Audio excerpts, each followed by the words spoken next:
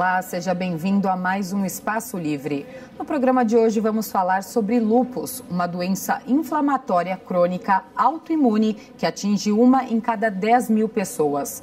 Nossa convidada é a Luciana Seguro, membro da Sociedade Brasileira de Reumatologia. Seja bem-vinda ao programa, doutora. Obrigada, queria agradecer o convite da TV Câmara e da Sociedade Brasileira de Reumatologia. É sempre uma boa oportunidade poder falar das doenças reumatológicas, nas quais um diagnóstico precoce faz diferença na vida do paciente. E doutora, quais são as principais características, do lúpus? As principais características são: o lúpus é uma doença autoimune, então é uma alteração no sistema imunológico, aquele nosso sistema de defesa que foi feito para nos defender de vírus, de bactérias, ele se encontra desregulado e ataca a própria pessoa. Então, uma doença autoimune multissistêmica, praticamente qualquer órgão ou sistema pode ser acometido, e aí dependendo do órgão acometido, a pessoa vai ter os diferentes sinais e sintomas. E acomete principalmente mulheres em idade fértil. Acho que são as principais características da doença. E por que ela acomete mais as mulheres? Epidemiologicamente, ela acomete mais mulheres. Pensa que deve ter um componente genético e também um componente hormonal do estrógeno, visto que também é uma doença que pode ter alterações, exacerbações relacionadas ao uso de hormônios, à gestação. Então, tem o componente genético e o componente hormonal. Você falou que dependendo do órgão, que ataca, tem um sinal de doença diferente. Quais são os principais órgãos, que geralmente a doença costuma atacar, e quais são os sinais da doença quando ataca esses órgãos? As manifestações mais comuns são na pele, então manchas vermelhas nas áreas que são expostas à luz solar. Então, face, principalmente, tem um rache típico que a gente chama de rache malar, que é em asa de borboleta. Também podemos ter essas lesões cutâneas que são avermelhadas nos membros superiores, aqui no colo, principalmente nas áreas fotoexpostas. As dores articulares são muito frequentes, são dores que nós consideramos inflamatórias, então elas doem bastante, principalmente quando a pessoa acorda pela manhã, acorda com uma certa rigidez. E qualquer outro órgão pode ser acometido. Dos acometimentos mais graves, que são muito comuns, por exemplo, os rins, 50% dos pacientes vão ter acometimento renal, que aí já dá uma gravidade um pouco maior à doença, acometimento neurológico, acometimento hematológico, que é no sangue, então anemia é muito frequente, a alteração dos glóbulos brancos, então os leucócitos, os linfócitos ficam baixos, pode ter alteração nas plaquetas, são as manifestações mais frequentes. E quais são as causas, do lúpus? Ele tem uma causa específica? A causa, assim, o mecanismo da etiologia do lúpus, ele não é completamente conhecido, mas um componente genético que vem de estudos epidemiológicos, de aumento da frequência dentro de famílias, estudos de concordância em gêmeos, então aumenta a frequência em relação à população geral, e também alguns estudos de genes que são mais frequentes em pacientes que têm lúpus do que na população geral, então componente genético. Também o que se pensa é que a pessoa com a predisposição genética, ela tem uma coisa ambiental que vai levar a desencadear a doença, que a gente chama de trigger, e que pode ser uma causa infecciosa, principalmente os vírus, causas hormonais, medicamentos. E então, assim, é uma pessoa que tem a predisposição para a doença e que por algum motivo houve uma estimulação do sistema imunológico para desencadear a doença. E doutora, como que é feito o diagnóstico? O diagnóstico é baseado principalmente nas manifestações clínicas, e a confirmação desse diagnóstico é feita por testes laboratoriais. Então, o paciente tem que ter manifestações clínicas, as mais frequentes. Então, na pele, nas articulações, temos que olhar o hemograma para ver se tem alteração hematológica, alterações nos rins. O que vai se manifestar como alteração dos rins? Clinicamente, o paciente pode ficar com edema de membros inferiores, e quando fica um quadro mais importante, até edema do corpo inteiro, então inchaço. E pressão alta. Uma pessoa que não tinha pressão alta começa a ter pressão alta. Alterações neurológicas, formigamentos, convulsão, alteração de comportamento, dor para respirar, dor no peito, são essas alterações clínicas, e caracteristicamente uma doença multissistêmica, então você vai ter mais de uma manifestação de órgão e sistema. E aí, para confirmar, nós temos um exame de triagem, que é o FAM, ele detecta a presença desses autoanticorpos no sangue do paciente. O FAM isoladamente não quer dizer nada, está presente em 5% das pessoas, mas numa pessoa que você está pensando numa doença autoimune, é praticamente obrigatório o FAM. E aí, além disso, nós temos outros exames que são específicos e confirmatórios. Se eles vierem positivos, eles fazem o diagnóstico da doença, desde que seja feito por um método adequado, que são o anticorpo anti-dsDNA, o anti-SM. Então, a combinação das manifestações clínicas com os nossos testes laboratoriais confirmatórios. Sim. E qual que é a importância, né, do diagnóstico precoce nos pacientes com lúpus? O diagnóstico precoce faz toda a diferença no tratamento. Primeiro, com relação à qualidade de vida. Então, o paciente pode ter dores, fadiga, cansaço. E, além disso, além da qualidade de vida naquele momento, pensando no futuro. O lúpus, principalmente quando você tem algum órgão mais importante acometido, ele vai causar dano. E esse dano pode ser irreversível. Então, se você tiver uma nefrite grave, que é o lúpus nos rins, se ela for grave, se você não tratar em dias, nos casos mais graves, em dias você pode perder os rins, ter que fazer hemodiálise, um quadro neurológico, convulsão, acidente vascular encefálico, que nós estamos falando numa pessoa jovem, uma mulher em idade fértil. Então, a importância do diagnóstico precoce é melhorar a qualidade de vida do paciente e prevenção de danos irreversíveis que podem ser muito graves. E quais são os principais tratamentos? O tratamento inicial é com corticoide. Né? O corticoide, ele é muito importante, ele que vai tirar a inflamação de forma mais rápida. Só que com o uso do corticoide, assim, ele é muito bom, a gente conseguiu melhorar a mortalidade do lúpus, porque os casos muito graves, eles podem ser fatais.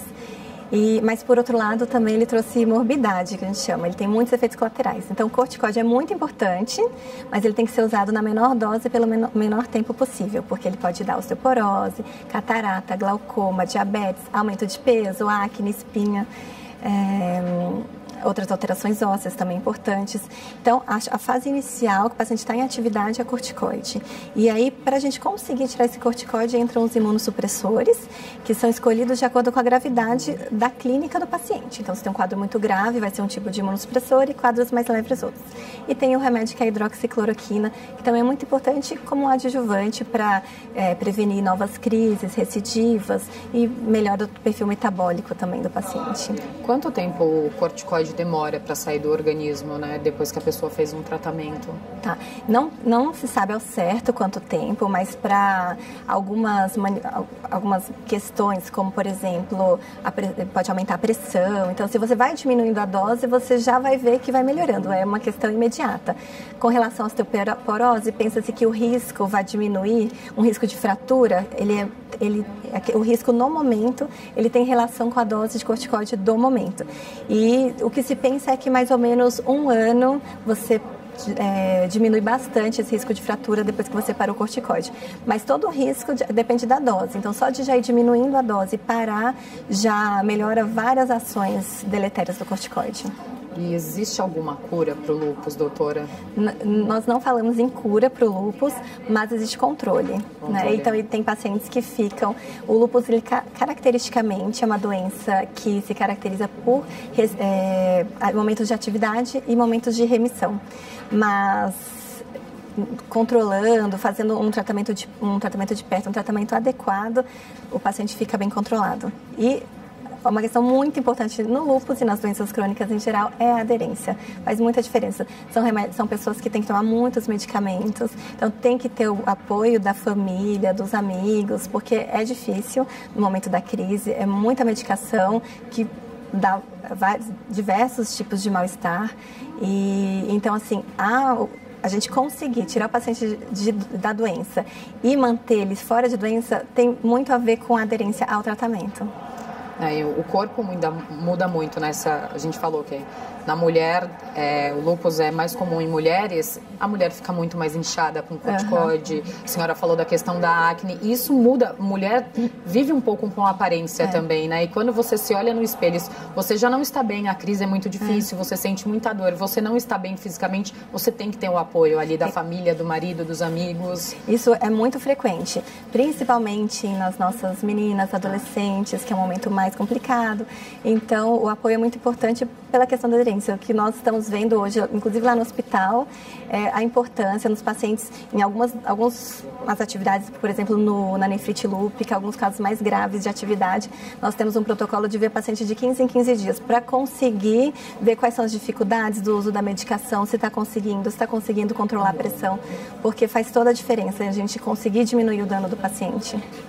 E uma pessoa com lúpus consegue ter uma vida normal ou existem algumas restrições? É uma vida, tirando o lúpus de atividade, uma vida praticamente normal, mas há restrições. Então, restrição à luz solar, então, uso de protetor solar, evitar a exposição solar. Além disso, os cuidados. Uma pessoa que teve nefrite lúpica, que é o lúpus no rim, tem que comer com pouco sal, tem que tomar, para sempre vai ter que tomar cuidado com a pressão, o que ela pode fazer de melhor pelo rim dela é cuidar da pressão. Com relação ao uso do corticoide, temos que ter cuidado com uma dieta rica em cálcio, uso de vitamina D. Então, são cuidados. Atividade física é importante. O cuidado só no momento que está usando o corticoide, principalmente em altas doses, que a atividade física pode estar associada com maior risco de fraturas e lesões ósseas. Então, assim, são cuidados, mas alguns cuidados que todas as pessoas deveriam ter. Mas na paciente com lúpus, isso tem que ser priorizado. Não pode fumar, né? Doutora, por que é importante os pacientes que têm lúpus fazer um hemograma, né, regularmente? O hemograma é muito importante, tanto para o diagnóstico da doença, como para o segmento.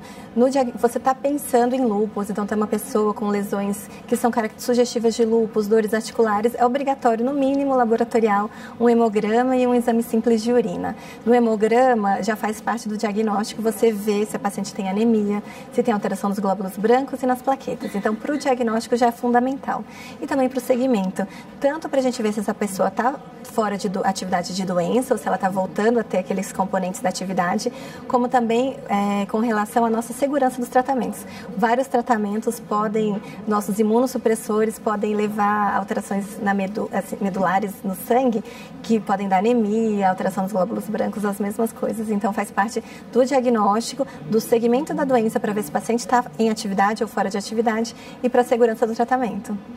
Doutora, a gente vai continuar falando sobre o lúpus daqui a pouquinho. Vamos para um rápido intervalo e já voltamos com mais Espaço Livre. Não saia daí.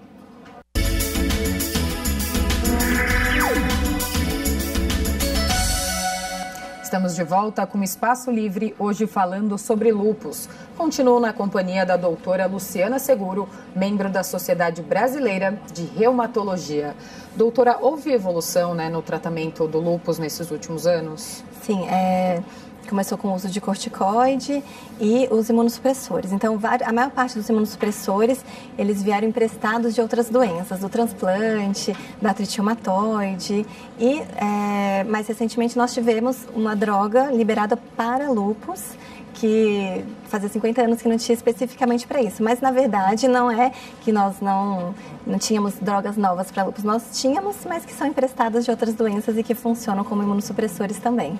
E como está o tratamento da doença, né, no Sistema Único de Saúde? Ele está preparado para o tratamento, para receber possíveis pacientes? Sim, no Sistema Único de Saúde nós temos disponíveis as principais drogas que são importantes no tratamento. Então, o corticoide, a hidroxicloroquina, os principais imunossupressores, com uma limitação desses medicamentos novos que são um pouquinho mais caros, que ficam limitados aos pacientes que são refratários aos medicamentos de uso habitual. Mas eles estão disponíveis no sistema de saúde. Eu acho que é importante o paciente que tem alguma manifestação, que está suspeitando de lúpus, passar com um médico reumatologista para fazer esse diagnóstico precoce e, dependendo da gravidade, vai precisar de um serviço terciário.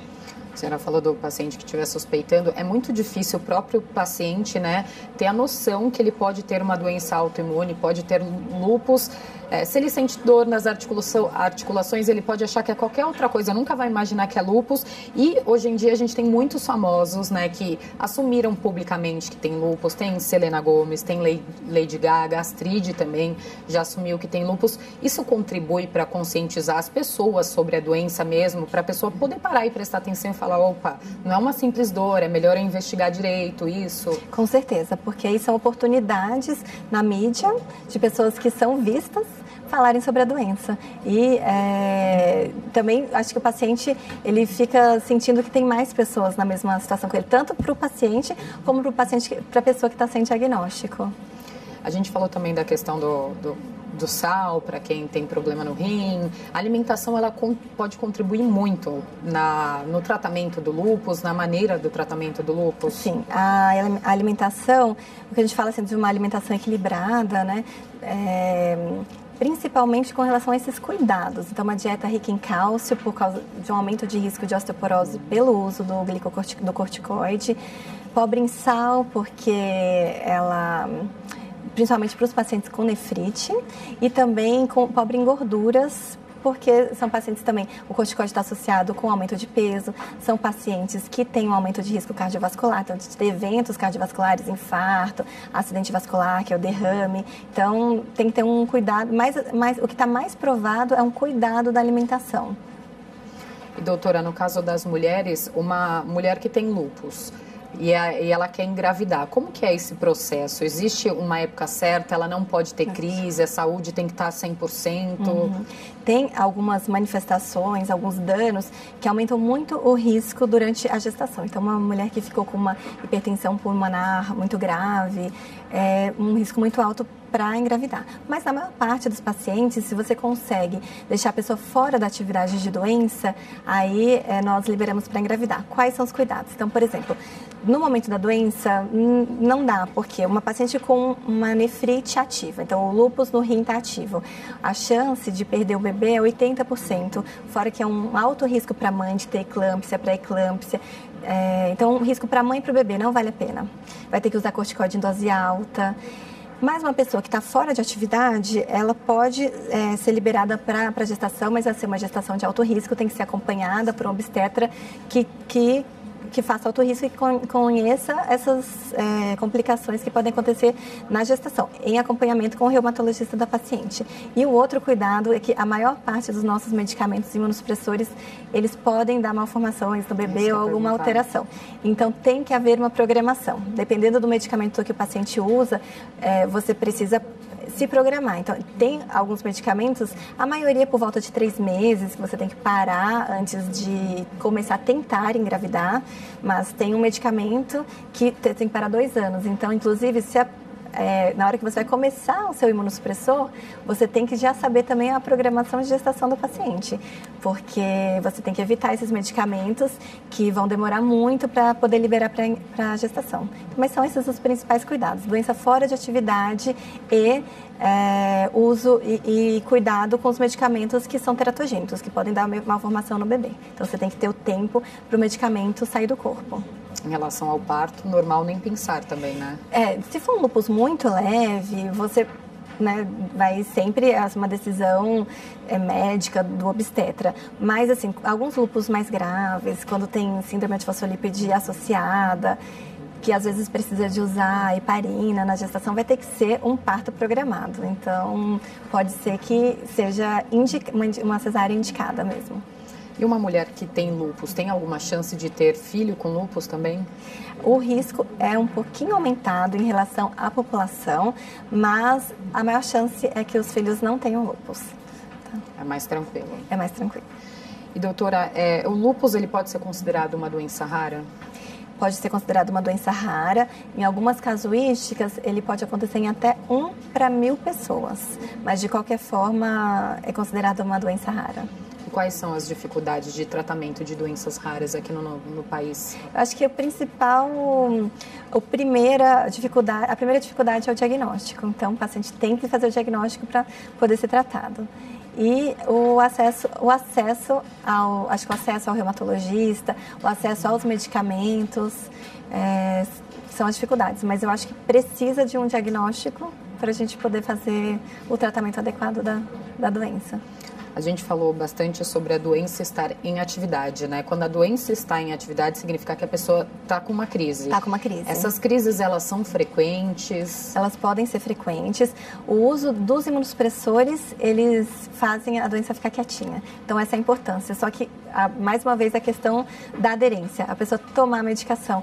Como quando a paciente sai de atividade, ela se sente muito bem, ela não quer mais tomar remédio. Quem está se sentindo bem, que vai tomar 10, 20 comprimidos por dia. Então, a importância do apoio mesmo, da família, dos amigos, porque, quando são os casos mais leves, a paciente volta a ter atividade, você trata e é tranquilo, mas num quadro grave, cada crise que o paciente tem é igual a dano. Então, por exemplo, numa paciente que tem nefrite ou acometimento neurológico, o paciente está se sentindo muito bem e aí ela tem uma nova crise, ela perde um pouco de função daquele órgão. Então, cada crise que ela tem, ela vai perdendo função e numa dessas ela pode perder os rins, por exemplo. Simplesmente porque estava se achando muito bem que não precisava mais tomar remédio. Isso é muito frequente nos nossos pacientes. No caso do baço, também pode atingir o baço, tem que retirar o baço? O acometimento de baço não é tão frequentemente o inflamatório.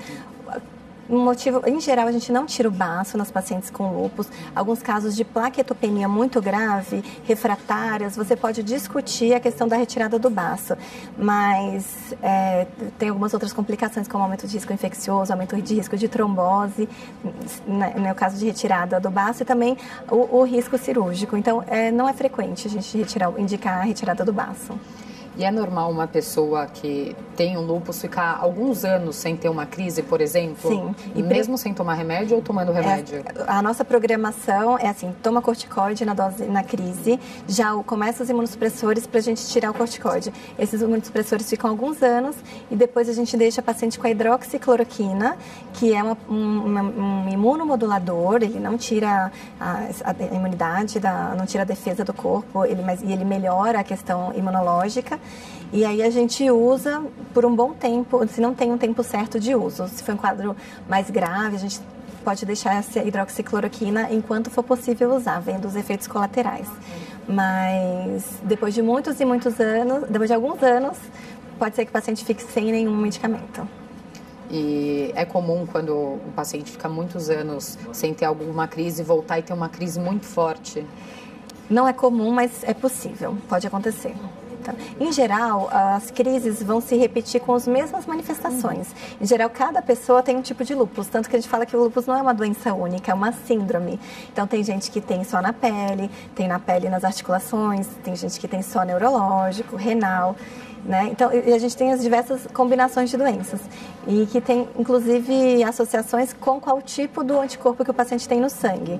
Então, o mais comum é que a pessoa tenha as mesmas manifestações que ela teve no começo, mas pode acontecer de ter manifestações diferentes.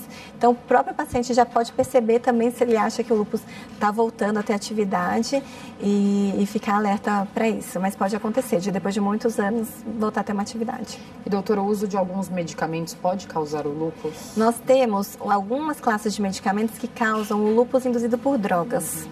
E esses medicamentos, eles também podem exacerbar. Geralmente são manifestações, a gente chama de lúpus induzido por drogas. Esses pacientes, eles têm FAM positivo, geralmente não têm autoanticorpos específicos e são manifestações mais leves. Então, lesões cutâneas, articulares, alterações no sangue. E se você tira esses medicamentos, ele vai embora. Então, a gente chama que é o lúpus induzido por drogas. E que tipo de medicamento as pessoas devem evitar?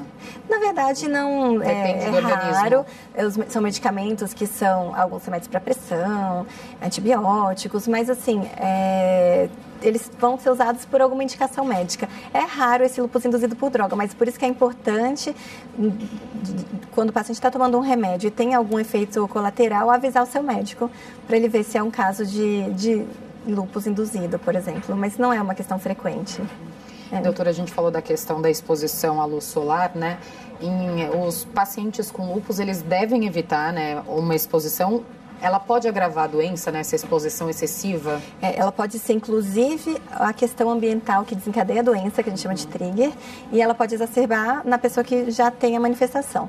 O que acontece, a luz solar pode levar a lesões de células da pele e essas células elas começam a mostrar elementos que são de dentro da célula para o sistema imunológico. Então, na pessoa que é predisposta, você pode ter isso tanto como trigger como exacerbação da doença. Então é bom sempre evitar ou passar o protetor solar. Passar o protetor solar e evitar a exposição solar intensa.